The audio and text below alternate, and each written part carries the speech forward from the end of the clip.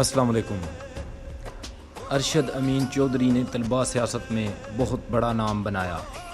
یہ وہ انسان تھا جس کے حکم سے لاہور کے کسی بھی ایس ایچ او کو نوکری سے فارغ کر دیا جاتا تھا۔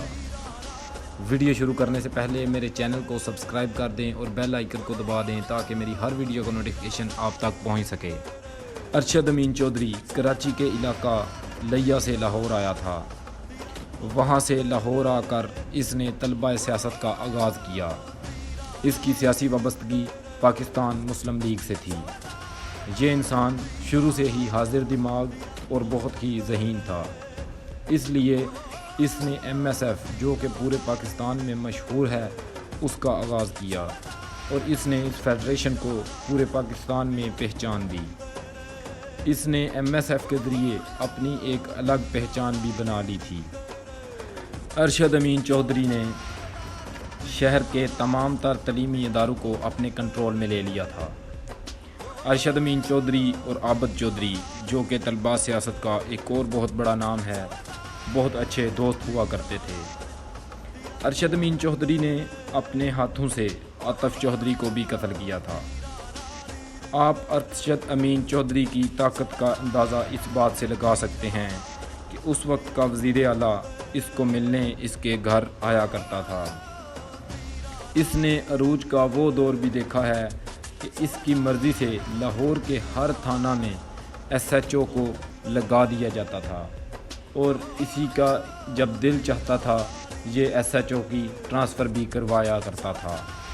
اور پنجاب کے تمام تر اشتہاری اور گینگ جن کی کمان ارشد امین چودھری کے ہاتھ میں تھی، جب چاہتا تھا ان کو استعمال کرتا تھا۔ کہا جاتا ہے کہ میاں محمد نواز شریف پر جو قاتلانہ حملہ ہوا تھا اس میں بھی ارشد امین چودھری کا ہاتھ تھا۔ اس حملے میں نواز شریف کا ایک گارڈ بھی مارا گیا تھا، مگر قسمت سے نواز شریف بچ گیا۔ اس کے کچھ عرصہ بعد اس کا بھائی بھی قتل ہو گیا، مگر ارشد امین چودھری نے اپنے مخالفین سے قرآن پر ہاتھ رکھ کر صلح کر لی۔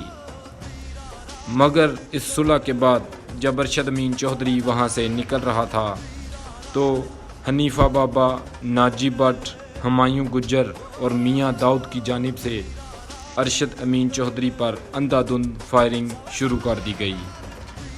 اس فائرنگ میں ارشد امین چودھری اور اس کے بہت سے ساتھی ہلاک ہو گئے۔ ارشد امین چودھری نے اپنی زندگی میں ایم پی اے کا الیکشن بھی لڑا۔ آج بھی لوگ یہ کہتے ہیں کہ ارشد امین چودھری طلباء سیاست کا ایک بہت عظیم لیڈر ہوا کرتا تھا اور طلباء سیاست کے لوگ آج بھی اس کو یاد کرتے ہیں۔ اگر آپ کے پاس اپنے علاقہ کے کسی بھی ڈان کی مکمل سٹوری موجود ہو تو وہ مجھ سے کمنٹ باکس میں دیے گئے نمبر پر رابطہ کر سکتا ہے۔ مزید ویڈیوز دیکھنے کے لیے میرے چینل کو سبسکرائب کر دیں اور بیل آئیکن کو دبا دیں تاکہ میری ہر ویڈیو کا نوٹیفیکیشن آپ تک پہنچ سکے۔ اپنا بہت زیادہ خیال رکھیے گا۔ اسی کے ساتھ علی احمد آپ سے اجازت چاہتا ہے۔ اللہ حافظ۔